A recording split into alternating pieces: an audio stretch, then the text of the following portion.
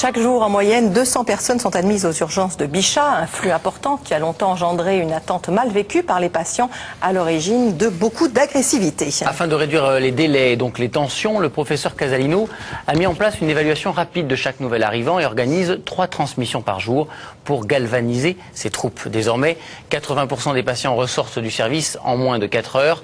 Reportage de Marie Bonnemet, Jean-Luc Lenné et Stéphane Joviado. Médecins poignardés, gynécologues agressés, infirmières insultées. De plus en plus, la violence envers les soignants fait la une de l'actualité. Nous avons donc voulu comprendre pourquoi l'hôpital peut être un lieu de tension et d'incompréhension entre médecins et patients. Nous nous sommes rendus aux urgences de l'hôpital Bichat à Paris. Ici, le chef de service a beaucoup réfléchi aux causes de la violence et aux moyens d'y remédier. Il est 8h30, c'est l'heure des transmissions au poste de soins central. Merci. Donc je voulais vous montrer ça à tous, les stats de la semaine dernière. Donc le délai moyen d'attente pour voir le médecin a été 1h01, donc on est dans notre objectif. 3h17 en moyenne sur la semaine, le temps total de passage. Notre indicateur qualité, c'est ça, le pourcentage de patients qui quittent les urgences en moins de 4 heures. Diminuer le temps d'attente aux urgences, c'est l'obsession du professeur Casalino. Le chef du service est parti d'un constat simple, plus les personnes attendent, plus elles se montrent agressives. Le temps a été un élément déterminant dans notre stratégie pour que les gens soient satisfaits. Nous avons fait une enquête sur la satisfaction. Et un patient qui reste plus de 3 heures aux urgences, même si c'était parfaitement justifié, il a 3 fois plus de risques d'être mécontent. Alors la première exigence pour améliorer les choses, c'est d'abord de bien accueillir le patient. Je vais avoir 15 000 personnes devant moi, donc vous feriez mieux de me faire un petit papier que je passe en priorité. Parce que nous, si on vous inscrit à l'accueil, là, au niveau des urgences, on va vous réorienter après en ophtalmo, mais je pense que vous allez perdre du temps au niveau des urgences. Ça serait peut-être mieux d'y aller directement. Moi, quand j'arrive, que ce soit dans n'importe quel lieu public, si je suis bien accueilli, avec des gens plutôt sympas et souriants et polis, j'ai aucune raison d'agresser les gens. Et je pense que toute personne bien constituée va réagir comme ça. Ça me paraît normal. Si ça se passe bien avec nous ici quand ils arrivent, ça se passera bien après quand ils vont être orientés dans les différents secteurs. La deuxième exigence, c'est de jouer la transparence avec le patient. Partout à l'accueil, des panneaux indiquent l'attente prévue en fonction de la gravité de la pathologie. De 5 minutes pour une urgence vitale à 4 heures pour la bobologie. Monsieur El Saoud. Alors, que se passe-t-il, monsieur? Je vais juste vous prendre l'attention en attendant. Ce sont les infirmières d'accueil et d'orientation, les IAO, qui trient les patients à leur arrivée. Selon leur état, elles les orientent vers les différents secteurs des urgences. Il a des problèmes de santé particuliers? Non, rien. Il prend aucun médicament? Non, rien. D'accord. Il n'a pas d'allergie à des médicaments non plus? Non. D'accord. Mais ça juste sous la langue, c'est pour la température? Les questions s'enchaînent. Car pour tenir les délais annoncés en salle d'attente, les IAO sont sous pression. Monsieur Bachiki. Tendez le bras, je vous prends juste l'attention. Elles n'ont que 6 minutes pour évaluer un patient. Chouf parce qu'en fait, on n'arrête pas que dès qu'on a terminé avec un patient, il y en a 2 autres qui s'inscrivent et que là, ça en continue tout le temps et que... Voilà. Et ça s'arrête jamais. Un rythme effréné, mais nécessaire pour désengorger les urgences. On va à l'essentiel, vraiment, on essaie de savoir pourquoi ils viennent. Les éléments les plus importants qui vont nous aider à les orienter dans les urgences, c'est tout ce qui nous importe. En gros, c'est ça, on a 6 minutes et voilà, on ne peut pas s'attarder. Il y avait une salle qui était... Grâce aux infirmières d'accueil, l'attente est moins longue, elle est aussi moins pénible. 7. Je vous donne du Doliprane là, monsieur. Dès l'arrivée du patient, sa douleur est évaluée et traitée avant même qu'il ait vu le médecin. Permettre aux patients d'attendre dans de meilleures conditions ne tient pas seulement aux soignants. Il y a 3 ans, le service a été entièrement rénové et surtout agrandi. 3000 mètres carrés, lumineux et aérés. On est loin de l'image des urgences surchargées où s'entassent les brancards. Et le monsieur, il ne faut pas qu'il soit là, parce qu'on a l'impression qu'il est dans le couloir, le premier. Un patient dans les couloirs, c'est de la maltraitance à un patient. Un patient ne peut pas être confortable, on ne respecte pas sa dignité, il n'est pas dans des conditions d'accueil minimales, c'est absolument insupportable qu'un patient soit dans un couloir. C'est maintenant aux médecins de faire preuve de diplomatie.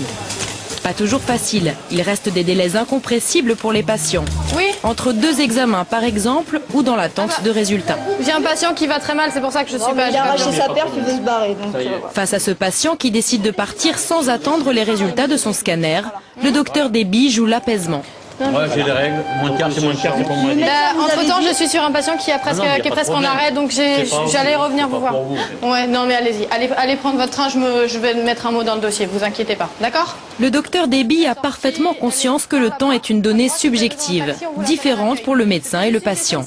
L'été dernier, elle est passée de l'autre côté du miroir. Elle-même a été hospitalisée et a souffert du comportement des soignants à son égard.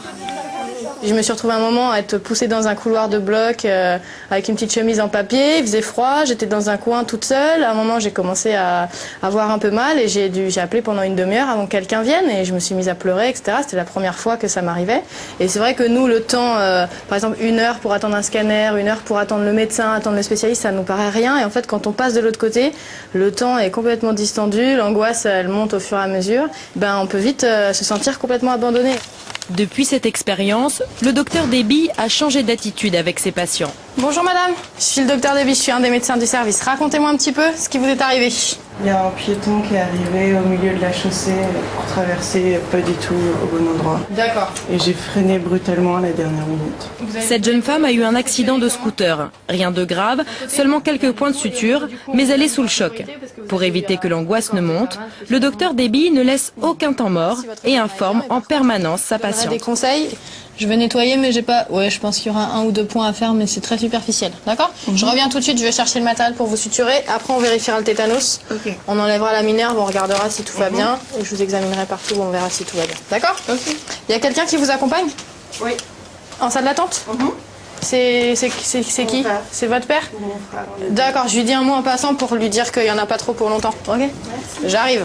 Avant, comme tout le monde, on a tendance, parce qu'on croit qu'on n'a pas le temps, à pas trop repasser, dire aux gens, voilà, on attend tel résultat, il y en a pour 1 heure, je vous ai pas oublié, etc.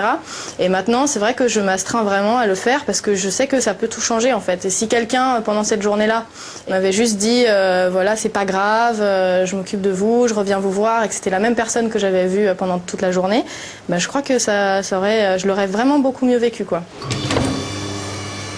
Bonjour, est-ce que le papa de madame est ici? Bonjour. Ça va? Oui. Bonjour. Maintenus en salle d'attente, séparés de leurs proches, les familles aussi peuvent trouver le temps long. Il y avait juste une petite plaie superficielle au niveau de l'arcade. À Bichat, les médecins sont sensibilisés aux problèmes et s'efforcent de venir leur donner des nouvelles. Mais cela dépend toujours du temps et de la bonne volonté de chacun. Compliqué, on le voit, de prendre en charge des patients nombreux, certains dans un état grave, tout en prenant le temps d'informer les familles dans de bonnes conditions. Tout au long de la semaine, on verra la difficulté pour les équipes de faire face correctement à toutes les exigences. Quelques SMS avant le docteur. Il vous concerne, Marina, je crois. Quelle joie de revoir enfin Marina plus resplendissante que jamais, signée Nathalie. N'est-ce pas? C'est vrai que vous êtes resplendissant. Content de revoir Marina, le soleil est revenu. Steph, je pense que ça va aller crescendo. Et vous? C'est sympa pour les autres. Ravi de vous revoir Marina. Mon petit garçon de 2 ans a dit bravo youpi et bonjour madame. Ça c'est gentil, un gros bisou à ce sympa. petit garçon. Merci beaucoup. Je crois qu'ils sont très... On en a diffusé que 3, mais Oui. il y en a beaucoup, beaucoup. Voilà. Vous les lirez tout à l'heure. Bien sûr, je vais tous les lire. Dans Allo Docteur, tout de suite, on va parler d'une cuisine moins riche pour certains. Parfois, c'est un art de vivre. Pour d'autres, une conviction personnelle.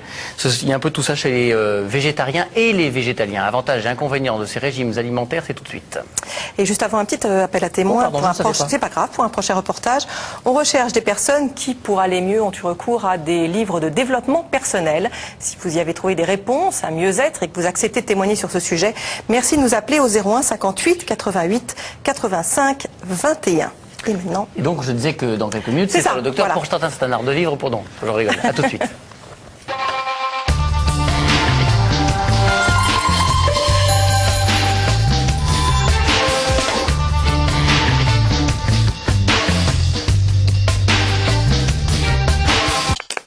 Le magazine de la santé est aussi sur France5.fr.